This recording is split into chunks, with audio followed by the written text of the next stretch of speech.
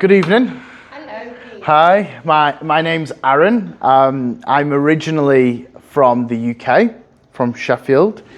I came over to Australia 3 years ago, landed in Wollongong, was there for a year and a bit, and then me and my wife, we moved down to Canberra. And now we're the pastors of Impact Church. But once upon a time, when let me start by saying, before I was born, my mom's mom, so my grandma, they were Christians. They were churchgoers, and they had a prophecy, for the family, that all of the grandkids from that family would become Christian. And my mom remembered that prophecy, and she when she became 18, she was from Brazil.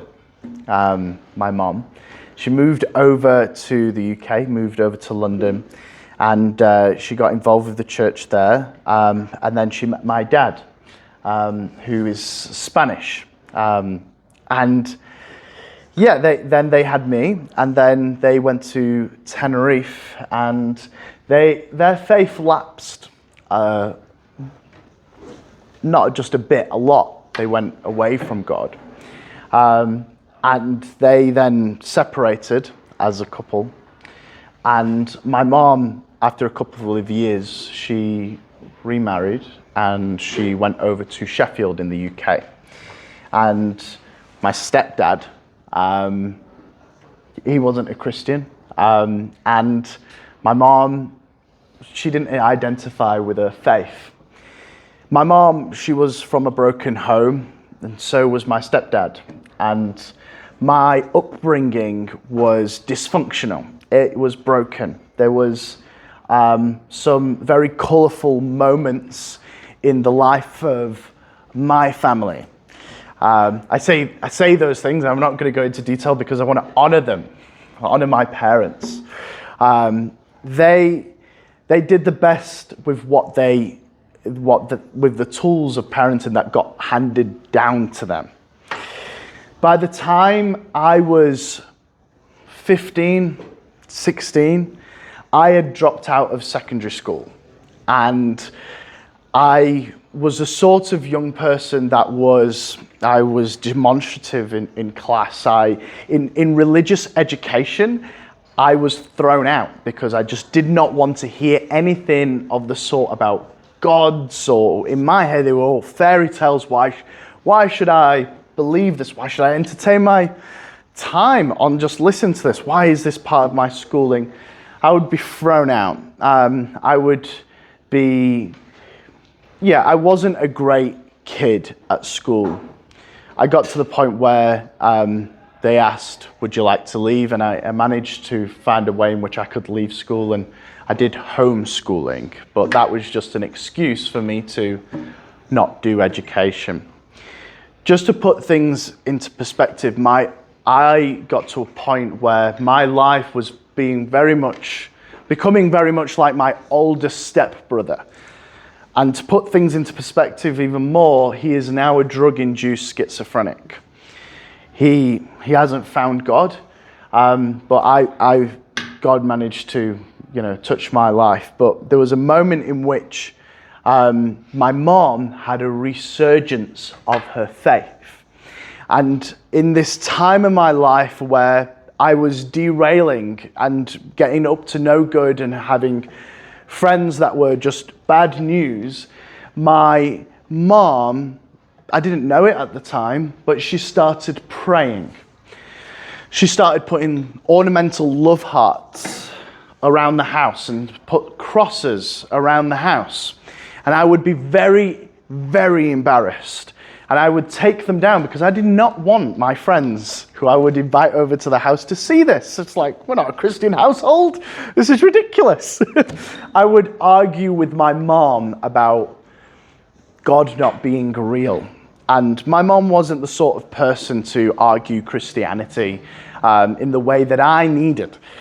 And essentially, I dismissed it. But what happened was the idea of God was in my mind. And one particular night, and I can still remember it, I was walking home, and how can I put it? I was walking home, I was reflecting on my life and where it was going, and thinking, I'm going to be like my oldest stepbrother, who was just getting up to no good at the time. He hadn't become a drug-induced schizophrenic, but yeah, he was not, he wasn't going in the right place. And I was thinking, my parents loved me the best that they could. Ooh. Oh, there we go. Sorry, I'll get a microphone soon. I was reflecting on my life. Thank you, mate. Hello. Great. That's better. I'm really sorry. I will also talk slowly because I was asked to do that, to elongate my words. Yeah. Essentially, in this moment in which I was reflecting on my life and the way it was going, and the idea of God was in my head, I directed a thought towards God. I didn't know this was prayer. I wasn't raised Christian. And essentially, this thought that I directed towards God was, if you're real, sort my life out. And then God came. No, that's not how it happened. The next day, I was very hungover from getting up to no good, and my mom comes into my room. Yes, what is it? My mom comes into my room and she invites me to go to church for the first time. And I say no. And I don't see any coincidence in it, nothing at all. But we're a broken family, so my mom, knowing that I have a big value for family, she got the whole family together just so we would go to church. My first experience of church was not in a building, it was on a football field. And it was playing football with Christians, eating food. And we didn't talk about God once. But these people were pretty great. They took an interest in me. It didn't mean I was going to believe in God, but hey, they were great people. My mom, at this moment, realized that, okay, I can get along with these people. Aaron, why don't you go to this Christian camp, this Christian festival called the One Event? And I was like, I am not going to that. I've just met these people. I'm not going. She, every week, sometimes twice, like the next day, she would pester me and pester me. She wore me down. And I eventually said yes, but it had been too late. There was no more spaces to go on this camp. The day before the church and the young people are going to a camp, the pastor of the church calls my mom and says, someone's dropped out. Your son can go for free. I end up going to this camp, and they're talking about God every single moment. I don't know what I've let myself in for. I went from hearing about God maybe once a year to God every single minute. Always talking about God. It's like for a non-Christian going into a Christian environment, I was like, gosh, these guys don't shut up. There's always talking about Jesus. I can't take it. I had to take breaks from being at these meetings.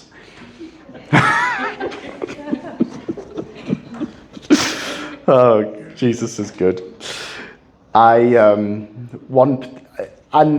what struck me was this. As a young non-Christian in Sheffield, the UK, I was thinking, church is all full of old people. It's full of dust. It's full of pews. You know, those wooden pews, right? It's irrelevant. I don't want to be here. When I went to this camp, there was a young people on the stage, and it was like a rock band, and there was games, and there was lights. It was amazing. It wasn't going to make me believe in Jesus, though. It was very cool, but it wasn't going to make me believe.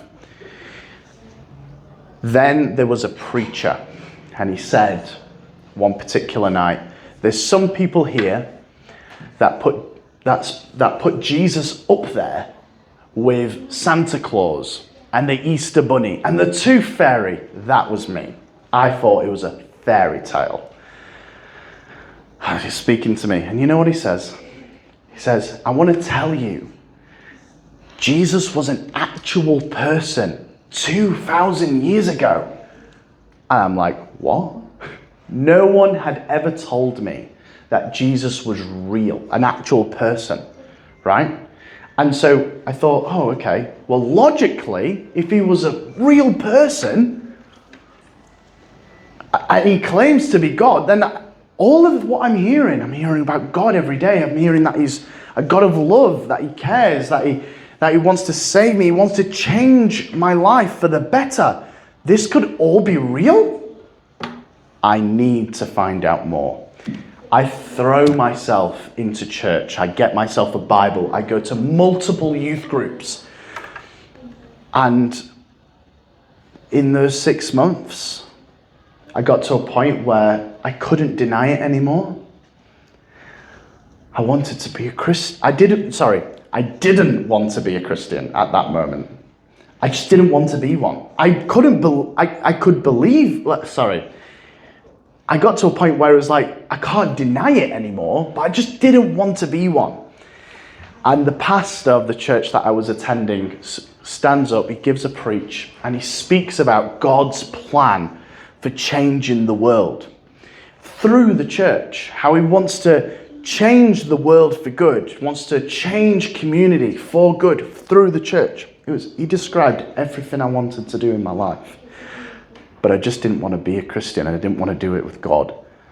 In that moment, I have what I can only describe as a prophetic image. An image comes into my mind, and it's not my own image. It's not my own thought. I'm so anti-God in here, and I'm seeing this picture of me doing everything that the pastor was talking about, but me doing it with God.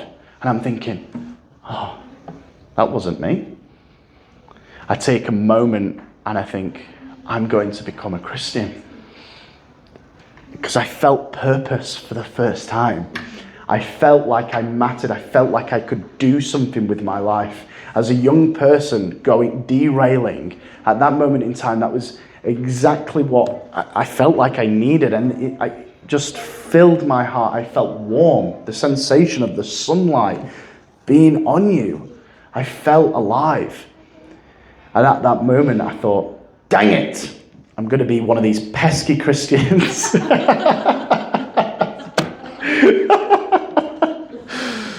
Oh, 6 months later, I'm 16.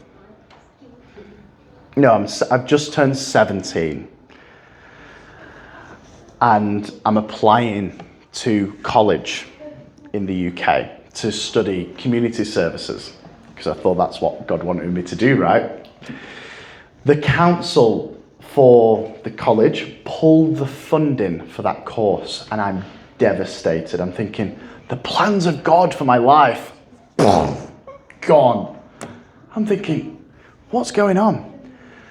The next day, the youth pastor knocks on my door and he says, I want you to consider joining this missionary organization.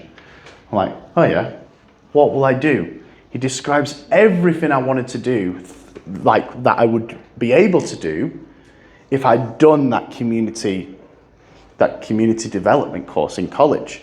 I was like, yes, I'll do it.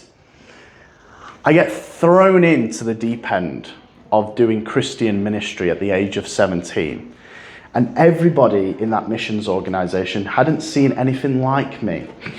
They saw most of the young people that joined that missionary organization were raised Christian, right? Most of those people who joined that missionary organization was 18 from, decent families. Me? I had a lot of things I needed to grow in. I can tell you now. Everyone there thought I was going to quit. I was doing 40 plus hours a week, not getting paid, doing youth ministry in my church and across my city. And I think I knew people had told me, it's okay if you quit. I know this is hard. I felt like I wanted to quit every day. But I was going into the schools that I had gone when I was a kid, and I was trying to reach people that had seen me grow up something different. And now I'm a Christian. It's very jarring for my school. It's like, this is Aaron, the kid that got into trouble. Now he's a Christian preaching Jesus. It's very weird. I got to the end of that year, and they do ceremonies at the end. And there's a lot of people that have come in to do the ceremonies, to do congratulations and all of that. And everyone is cheering me on. And I feel like I found my place.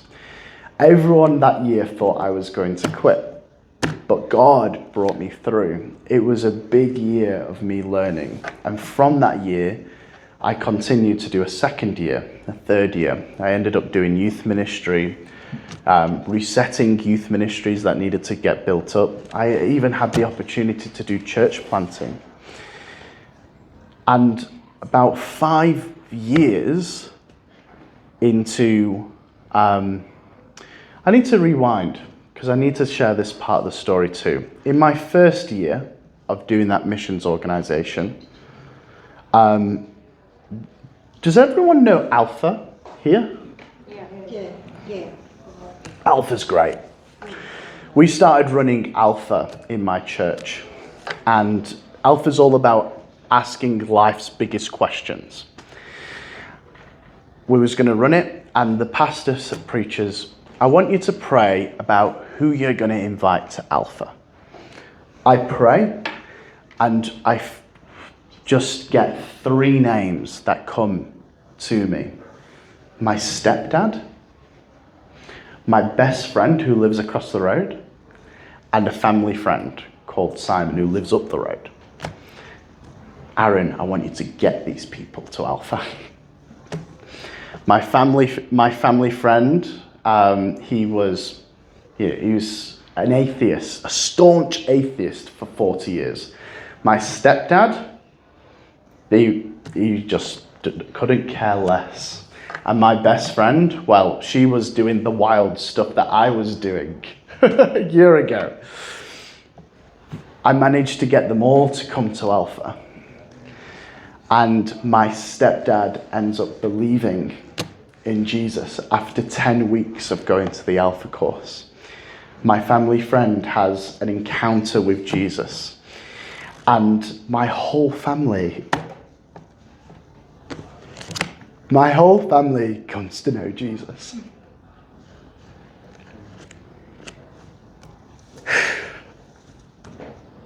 My sister, my brother come to know Jesus. At my baptism that year when I was doing missions, my best friend who had done Alpha comes to know Jesus. And from there, God starts to do a transformation work in my family. I told you about how dysfunctional my family was. They didn't get everything sorted just like that. It took a long time. And I think for that transformation to happen, I needed to be taken out of the picture. And so God sent me to do ministry elsewhere. I went to other places in the north of England while God was doing a transformation work in my family. And I got to the point where I came back home to my city of Sheffield after 4 years of doing ministry elsewhere. And my family are completely transformed. They're nothing like what they used to be. my stepdad was extremely angry at home, extremely. And he obviously he mellowed in age, he mellows, but he had peace. He was calm. He could be present for these kids. My mom, less anxious, being able to take on more responsibility. My sister, she had a lot of anxiety growing up. She still has some anxiety, but she's better for it. I get to a point where I come back home and I'm the youth pastor for my church, and I get to a point where I want to actually walk away from ministry. In my 4 years of doing ministry, at that point, I was doing youth work, and we was reaching a lot of young people. But in the West, a lot of Christian ministry was to Christian kids and not to young non-Christians. And this troubled me because I was back home in my community and we weren't reaching the young people that essentially was like me. I felt really brokenhearted for them. And I did a journey with my pastor, and I was about to walk away, and God says, I want you to read this book. And this book was a book by, his name is Dr. Vishal Mangalwadi. He's a historian, and he goes through the history of what the church had managed to do through history. And I just didn't know the history of the church really well at that point. And I saw a church that was, especially in the West, the church built the foundations of the West. They started government. I've learned that the church was responsible for translating the Bible into many of the languages that we have today, right? The Bible into those languages. I learned that it was the foundation for democracy. I learned that through Christianity that we started hospitals. I learned that through the church we started schools for the poor. And I found myself in that moment rereading a lot of the church's history for how we reached young non-Christians through scouts, through boys brigades, through scouts, through uniformed youth movements, and then to what we would maybe have heard of Youth Alive or YWAM or Young Life, and just hearing how the church time and time again, when they have had their heart broken for young people, they come and they innovate and they go again and they do something new for reaching people for Christ. At this, my faith is reinvigorated and I go again. 7 years into me being a Christian, 7 years that my family have been Christian, and I feel God pulling my heart to put things down in Sheffield. It was COVID. I got married during COVID, and there was a lot of things happening in the world, and God's just encouraging me to put things down. And he says, you've read church history. I'm at this hole of thinking, okay, you've shown me all of these things, God, what do you want me to do? And this man steps into our church, and he's called Dave Warman. And he says, I want to rent your building. I'm like, okay, what for? He says, I want to rent your building to start an alternative education provision. I'm like, what is that? An alternative education provision is providing education for young people that just don't fit into the mainstream. Kids like me, like I was 7 years ago. And I'm hearing this, and I ask him, Dave, are you a Christian? And he says, yes, I'm a Christian. I'm like, this is amazing.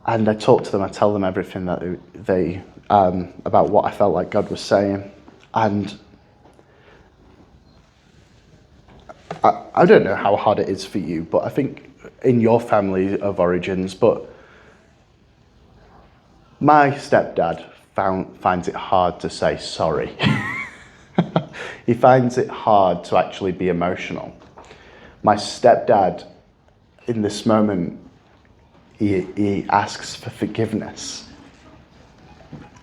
for how he didn't live up to being a dad in the household. And he starts crying.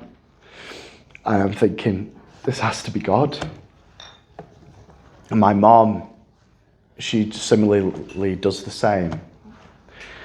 And I'm thinking, these guys have been touched by Jesus, they've been transformed. And in that moment, I feel like actually God is the firm foundation in which he puts his work upon. The verse, he who started a work in you will see it through to completion, came to me at that moment. And I could trust God with my family, even though, I'm not the parent in that situation, right? But I can trust God to complete the work in my family's life. Anyway, I said I was going to Australia. We came, we reset a missions organisation. We were a newly married couple. And we passed it on, and it got to 8 years of being in a ministry, and I just felt like I'd done non-stop ministry and had been put into leadership positions at a very young age. And I felt like I was going to burn out. So I decided, I was making a lot of friends in Canberra. I decided to just take 6 months, not be in any church leadership position, just come down, rest, recover. 6 months turned into a year, turned into 2 years, it's turned into 3 years. In this time, I had a moment in which I did some ministry with a college here. And again, this young man will remain nameless. I started mentoring him. And he's from Canberra. And this guy has gone through hell and back in this city. He's not had great parents. He's had an awful situation in which he's had to deal with, and he's not done great things either. But I ended up mentoring him. And just to put things into perspective, this guy, he started becoming a Satanist in school, in college. The college wasn't really getting around him. They didn't really know how to support him. About 7 months ago, he steps into our church and he gives his life to Jesus in this city. And I'm thinking, this guy had nothing going for him but Jesus. And right now I'm spending tons of time with him.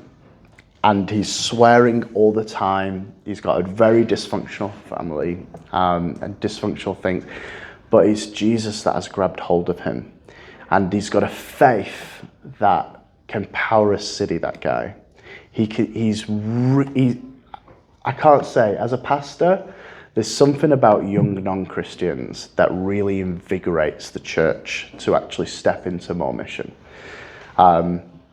And it's the biggest privilege of my life to be with him doing life-on-life transformation. So I share all of that because ultimately it's something that's happening in your city. I've been invited here. And so I want to encourage you, just like me, there's things that have been spoken into my family's life to bring about transformation. Jesus had a plan for me. Spoke to my grandparents about how the grandkids were all going to be Christians. I'm sure for you, when you're thinking about your families and your kids and thinking about the transformation that can take place in your family's life, I want to encourage you. There is a good God that loves you and your family. And if you've got kids that have been raised in faith and they've stepped away, carry on praying for them. Carry on having hope. because God wants to bring transformation there. God wants you to carry on having hope for them. My encouragement is, like, if he can do it with me and my family, and we were degrees of separation away from a church, he can do it for your family. Thank you. That's me.